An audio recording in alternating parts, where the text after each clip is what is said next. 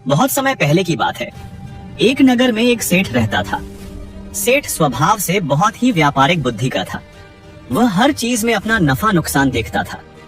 एक बार उसने अपने गुरुजी के मुख से सत्संग में सुना कि यदि कोई इस जन्म में किसी का धन लेकर नहीं चुकाता तो कुदरत के नियम के अनुसार उसे अगले जन्म में वह धन 1000 गुना करके लौट आना पड़ता है।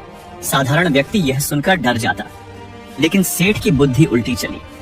उसने सोचा कि अगर मैं इस जन्म में लोगों को पैसा उधार दूं और इस जन्म में वापस न लूं, तो अगले जन्म में मैं हजारों गुना धन का मालिक बन जाऊंगा। इसी लालच में उसने अपनी दुकान के बाहर एक बड़ा बोर्ड लगा दिया, इस जन्म में कर्ज ले जाओ, अगले जन्म में चुकाना। उसी नगर में 2 ठग रहते थे। जब उन्होंने यह बोर्ड पढ़ा तो उन्हें अपनी आंखों पर यकीन नहीं हुआ।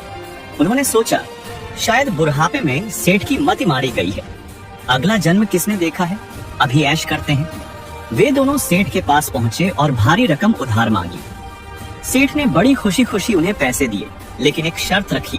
उसने कहा, देखो भाई, मैं यह पैसा इस जन्म में वापस नहीं लूंगा, तुम अभी ले जाओ, पर याद रखना मेरा हिसाब अगले जन्म में होगा। ठगों ने हंसते हुए हाँ कर दी और मन ही मन सेठ को मूर्ख समझकर वहां से चल दिए।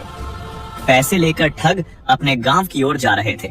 रास्ते में दोपहर की धूप से बचने के लिए वे एक तेली यानी कि तेल निकालने वाले के घर के पास रुके। वहां कोल्हू चल रहा था जिसमें 2 बैल जुते हुए थे। ठगों ने आराम करते हुए देखा कि वे दोनों बैल आपस में मनुष्यों की तरह बातें कर रहे थे। एक बैल ने दूसरे से पूछा, भाई, तेरा इस तेली के साथ क्या हिसाब बचा है? तू कब तक यहाँ पिसता रहेगा? दूसरे बैल ने जवाब दिया, मेरा हिसाब अब बस पूरा होने को है। कल इस नगर में राजा ने हाथियों का दंगल रखा है। यह तेली मुझे वहाँ लेकर जाएगा। वहाँ एक बहुत बलवान हाथी है जिससे सब हार चुके हैं। मैं उस हाथी को हरा दूंगा और इनाम में मिलने वाले 1200 रुपये इस तेली को मिल जाएंगे। जैसे ही वह रकम इसके हाथ आएगी, मेरा पिछला कर्ज उतर जाएगा और मैं उसी क्षण अपने प्राण त्याग दूंगा। ठगों को अपने कानों पर विश्वास नहीं हुआ। वह आश्चर्य में पड़ गए। सोचने लगे, यदि बैल बोल रहे हैं तो वाकई में सच ही होगा।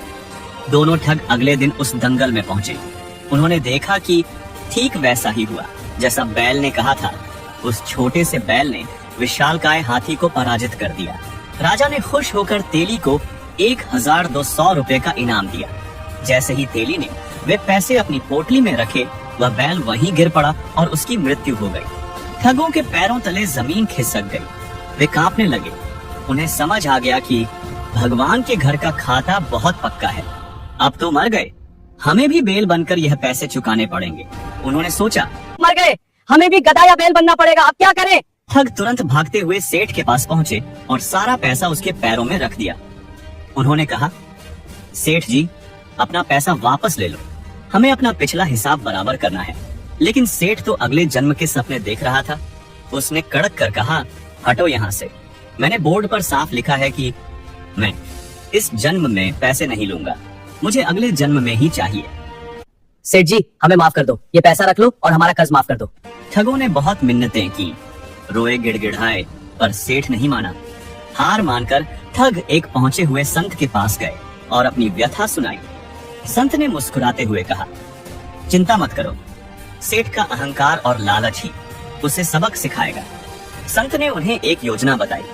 ठगों ने उस पैसे से शहर के मुख्य मार्ग पर सेठ के नाम की एक आलीशान सेठ की धर्मशाला बनवाई और पास में ही सेठ का कुआं खुदवाया। लेकिन उन्होंने वहां 2 पहरेदार बिठा दिए।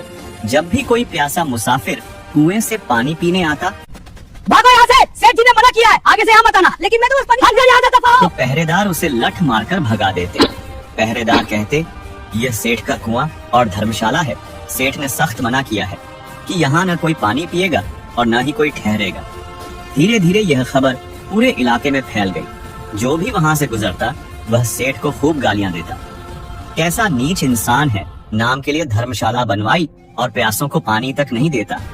यहाँ तक कि सेठ के सगे संबंधी और सम्बंधी भी जब वहाँ से गुजरे और उन्हें अपमानित किया गया तो वे सेठ के घर पहुँच गए और उसे खूब खरी खोटी सुनाई। सेठ परेशान हो गया। उसने देखा कि समाज में उसकी इज्जत मिट्टी में मिल रही है। वह दौड़ता हुआ उन ठगों के पास पहुंचा और चिल्लाकर कहा, तुम मेरी बेइज्जती क्यों करवा रहे हो? मैंने कब कहा कि पानी मत पिलाओ?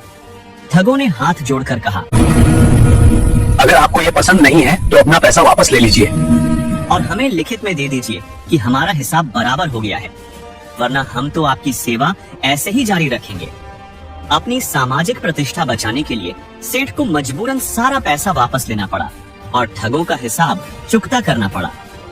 सेठ को समझ आ गया कि अगले जन्म के लालच में इस जन्म के कर्मों को बिगाड़ना मूर्खता है, और फिर दोनों ठगों को एहसास हुआ कि आगे से हम ऐसा नहीं करेंगे। बहुत बड़ा सबक मिला और कबीर साहिब से भक्ति दीक्षा लेकर अपना कल्याण करवाया। इस कहानी का सार, यह कथा हमें सावधान करती है कि हम जो भी कर्ज या बुरा कर्म करते हैं उसका भुगतान हमें ही करना पड़ता है, चाहे इस जन्म में या अगले जन्म में। लेकिन सबसे बड़ा धन मानवीय मूल्य और नेक नामी है